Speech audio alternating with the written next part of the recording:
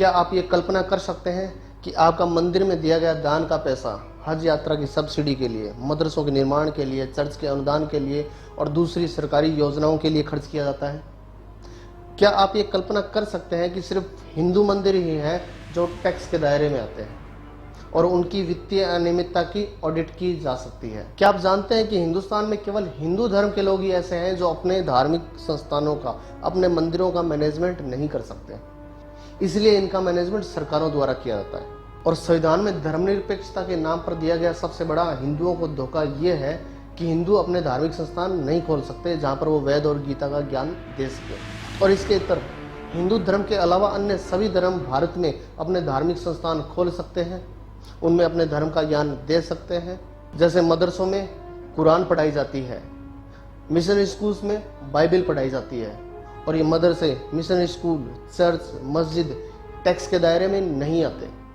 चाहे ये कितना भी डोनेशन ले लें, इनका डोनेशन ना तो टैक्स के दायरे में आएगा और ना ही इनकी वित्तीय अनियमितता की ऑडिट की जा सकती है। हिंदुस्तान में केवल हिंदुओं की आस्था कैद है, बाकी सब आस्थाएं आज़ाद, आर्टिकल 28, 29 और 30 के कारण, जो संविधान में अल्पसंख्यकों को दिए गए मौलिक अधिकार है। और यही अधिकार बहुसंख्यक हिंदुओं को क्यों नहीं मिलते? कैसे हिंदू युवा बिना सनातनी वैज्ञानिक विचारधाराओं को समझे सिर्फ वामपंथियों द्वारा लिखी गई किताबों को सच मानकर अपने ही धर्म को पाखंड बताने लगा? कैसे हिंदू युवा मंदिर के पुजारियों को चोर और लालची समझने लगा और जात पात में बढ़ता गया? मैं हूं आपका दोस्त राकेश, आप देख रहे हैं वैल्यू नॉलेज। चलिए जानते हैं क्या है आर्टिकल 28, 29 और 30। कुछ दिन पहले मैंने फेसबुक पर एक पोस्ट पढ़ी कि हिंदू गीता का ज्ञान नहीं दे सकते आर्टिकल 30A के कारण। एक और पोस्ट पढ़ी जिसमें लिखा था कि सिर्फ हिंदू मंदिर ही हैं जो टैक्स के दायरे में आते हैं। शुरू में लगा कि ये खबर झूठी होगी, हिंदुस्तान में ऐसा थोड़ा ही हो सकता है। उसका फैक्ट चेक किया तो फैक्ट चेक से पता चला कि वाकई में वो पोस्ट झूठी ही थी, लेकिन ज़्यादा शोध करने पर पता चला कि वो इतनी भी झूठी नहीं थी। हिंदू गीता का ज्ञान दे तो सकते हैं लेकिन अपने धार्मिक संस्थान बनाकर नहीं, जबकि कोई गैर हिंदू अपने धर्म का ज्ञान, अपने मजहब का ज्ञान अपने धार्मिक संस्थान बनाकर हिंदुस्तान में दे सकता है। दरअसल अगर देखा जाए तो ये तीनों आर्टिकल 28, 29 और 30 हिंदुओं के खिलाफ तो नहीं है, लेकिन भारत के संविधान की प्रस्तावना के साथ अगर इन्हें मिला दिया जाए और संयुक्त कर दिया जाए तो ये जहरीला कॉकटेल बन जाता है हिंदुओं के साथ। भारत के संविधान की प्रस्तावना में लिखा है कि भारत एक धर्मनिरपेक्ष देश है, यानी स्टेट का कोई धर्म नहीं होगा, यानी धर्म को मूल में मानकर कोई भी निर्णय नहीं लिया जा सकता, न ही धर्म के आधार पर कोई भेदभाव किया जा सकता है। आर्टिकल 28 कहता है कि इस देश में कोई भी व्यक्ति किसी भी धर्म को अनुसरण कर सकता है, किसी भी धर्म का ज्ञान ले सकता है और कोई भी व्यक्ति अपने धर्म का प्रचार प्रसार कर सकता है। सिर्फ वो अपना धर्म का ज्ञान उन संस्थानों में नहीं दे सकते जो सरकार से अनुदान प्राप्त करती है, यानी देश के सरकारी और प्राइवेट स्कूलों में धर्म का ज्ञान नहीं दिया जा सकता, ना हिंदू धर्म का ज्ञान, ना मुस्लिम धर्म का ज्ञान, क्योंकि ये सिलेबस के अंदर नहीं जोड़ सकते भारत के संविधान के कारण। अब आते हैं आर्टिकल 29 पर। आर्टिकल 29 कहता है कि इस देश की माइनॉरिटी के साथ कोई भेदभाव नहीं किया जा सकता। अब माइनॉरिटी होगा कौन? दरअसल बाय डिफॉल्ट इस देश ने मान लिया है कि इस देश में जो हिंदू नहीं है वो माइनॉरिटी है, क्योंकि संविधान में कहीं ये स्पष्ट है नहीं, बस इतना लिखा है कि जो भाषा और संस्कृति के आधार पर अलग अलग क्षेत्र में कम संख्या में हो वो माइनॉरिटी है।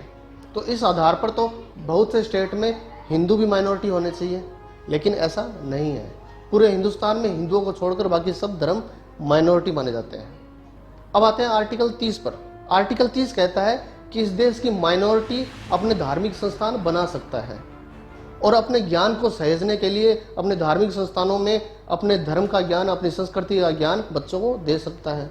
तो इस आधार पर मुसलमान मदरसे बना सकते हैं, क्रिश्चियन मिशनरी स्कूल बना सकते हैं और इन संस्थानों पर सरकार का कोई नियंत्रण नहीं होगा और ये टैक्स के दायरे में भी नहीं आएंगे, इनकी ऑडिट भी नहीं की जाएगी। यानी अल्पसंख्यक अपने धार्मिक संस्थानों में आए हुए पैसे का इस्तेमाल अपने ही धर्म के उत्थान के लिए कर रहे हैं और कर सकते हैं। इसके इतर हिंदू ना तो अपने धार्मिक संस्थान बना सकता है, हिंदू मंदिर बना तो सकता है लेकिन उनके मंदिर सरकार के नियंत्रण में आएंगे। यानी अगर कोई मंदिर ज़्यादा आय करने लगे, उसकी आय अधिक होने लगे तो सरकार उसे अपने अधीन ले लेती है। इसके लिए राज्य सरकारों ने अपने देवस्थान विभाग बनाए हुए हैं जो उनकी आय का स्रोत है और इस वजह से हिंदू मंदिर में आया दान का पैसा अन्यत्र कहीं भी इस्तेमाल किया जा सकता है। यानी संविधान के अनुसार तो इस देश में सिर्फ हिंदू ही है जो अपने मंदिरों का मैनेजमेंट नहीं कर सकते, उनका संचालन नहीं कर सकते, उनके पैसे का इस्तेमाल अपनी मर्जी से नहीं कर सकते। ब्रिटिश काल से पहले मंदिरों का मैनेजमेंट गांव और शहरों में स्थानीय लोगों द्वारा ही किया जाता था। मंदिर कला और संस्कृति का केंद्र थे।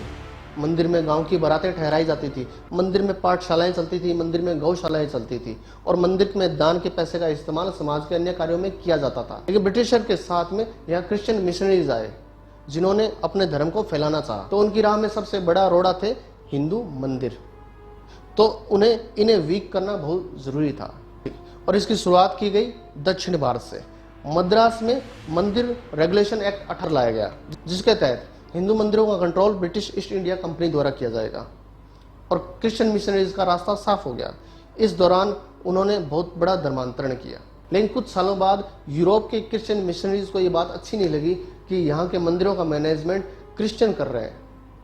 इसीलिए 1863 में एक और एक्ट आया, एंडोमेंट एक्ट 1863, जिसके तहत ये मंदिर वापस उनके ट्रस्टी को दे दिए गए। मंदिर, मस्जिद और गुरुद्वारों की कमाई को वापस अपने अधीन करने के लिए 1925 में फिर रेगुलेशन एक्ट लाया गया, लेकिन कुछ समय बाद इसमें से अब्राहमिक धर्मों को अलग कर लिया गया। अब्राहमिक धर्म यानी मुस्लिम और क्रिश्चियन। 1925 में ही एक और एक्ट आया, सिख गुरुद्वारा एक्ट 1925, जिसके तहत गुरुद्वारों का मैनेजमेंट सिखों द्वारा चुने गए बोर्ड द्वारा किया जाएगा। यानी रेगुलेशन एक्ट से मुस्लिम भी निकल गए, ईसाई भी निकल गए और सिख भी निकल गए। पूरे एक्ट का सार ये निकला कि सिर्फ हिंदू मंदिर ही है जो रेगुलेशन एक्ट के तहत चलेंगे, यानी उन पर सरकार का नियंत्रण होगा। अंग्रेज चले गए, लेकिन अंग्रेजों के जाने के बाद भी हिंदुओं के साथ ये खिलवाड़ चलता रहा जो आज तक चल रहा है। सरकारों द्वारा इन मंदिरों का मैनेजमेंट किस तरह किया जा रहा है? सरकारों द्वारा विशेष विभाग बनाए गए जिन्हें देवस्थान विभाग कहा जाता है। जो भी मंदिर ज्यादा कमाई करता है उसे देवस्थान विभाग के अंदर रजिस्टर्ड कर लिया जाता है। इसके अलावा कुछ ऐसे मंदिर भी है जो सरकारी नियंत्रण में न आकर ट्रस्ट के द्वारा चलाए जाते हैं, जिन्हें बहुत पुराने समय से ट्रस्ट द्वारा चलाया जा रहा है और उनकी आय भी अधिक है। वैसे तो मंदिर में दिया गया दान का पैसा टैक्स फ्री है, लेकिन अगर ट्रस्टी द्वारा मंदिर की आय की 85% राशि उस साल में ना खर्च की जाए तो मंदिर टैक्स के दायरे में आ जाता है। और वे मंदिर जो देवस्थान विभाग के अंतर्गत आते हैं उनमें ये 85% से ऊपर पैसा खर्च करने के लिए सरकार इस पैसे को दूसरी योजनाओं में इस्तेमाल करती है, दूसरे धर्म के धार्मिक संस्थानों के लिए इस्तेमाल करती है, हज यात्रा सब्सिडी के लिए इस्तेमाल करती है, अनुदान के लिए इस्तेमाल करती है। और बाई चांस अगर विभाग का 85% पैसा खर्च ना किया जाए तो ये टैक्स के दायरे में आ जाता है। तो ऐसे में ये मंदिर सरकार के लिए बड़ी आय का स्रोत बन जाते हैं। मैं ये नहीं कह रहा कि सरकार मंदिरों में आए दान के पैसे का इस्तेमाल ना करे या मंदिर का पुजारी और ट्रस्टी ही उस पूरे धन को ले ले, उस पैसे का कोई भी इस्तेमाल ना हो। मैं ये भी नहीं कह रहा कि सरकार द्वारा जब टैक्स लगाया जाता है तो मंदिरों के पास कुछ धन की कमी होती है, मंदिरों के पास बहुत पैसा है। मैं तो बस ये कह रहा हूँ जब बाकी धर्म पर ये कंडीशन नहीं है तो सिर्फ हिंदू धर्म पर ही क्यों? जब बाकी धर्म अपने आए पैसे को अपने धार्मिक संस्थानों को विकसित करने में लगाते हैं तो हिंदुओं पर वो कंडीशन क्यों नहीं लागू होती?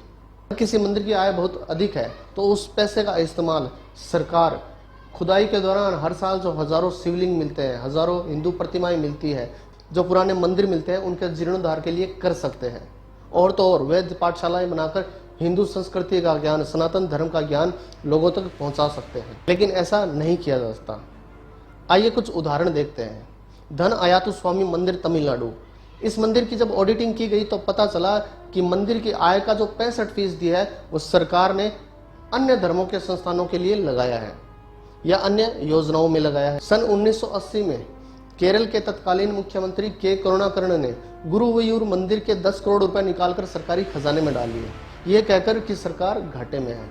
और इस मंदिर की 13,000 एकड़ जमीन को 230 एकड़ कर दिया गया और यह जमीन बाकी धार्मिक संस्थानों को अनुदान में दे दी गई। साल 2004 में महाराष्ट्र सरकार ने यह माना है कि उन्होंने सिद्धिविनायक मंदिर के $1,90,000 मंत्री और नेताओं के वेलफेयर में यूज किए हैं। साल 2010 में उड़ीसा के जगन्नाथपुरी मंदिर की 500 एकड़ जमीन मात्र 1 लाख रुपए प्रति एकड़ के हिसाब से वेदांता माइनिंग को दे दी गई। हालांकि सुप्रीम कोर्ट के दखल के बाद इस पर रोक लगा दी गई। संविधान की प्रस्तावना कहती है कि स्टेट का कोई धर्म नहीं होगा, यानी सरकारी और प्राइवेट स्कूलों में किसी धर्म का ज्ञान नहीं दिया जा सकता। आर्टिकल 28, 29, 30 कहते हैं कि केवल अल्पसंख्यक ही अपने धर्म का ज्ञान धार्मिक संस्थान बनाकर दे सकते हैं। और ये अल्पसंख्यक कौन? जो हिंदू नहीं है वो। तो यानी कौन है जो अपने धर्म को नहीं फैला सकता, अपने धर्म का ज्ञान नहीं दे सकता? सिर्फ और सिर्फ हिंदू। तो क्या ये आर्टिकल 30A हिंदुस्तान में हिंदुओं की आस्था के साथ खिलवाड़ नहीं है? आप क्या सोचते हैं?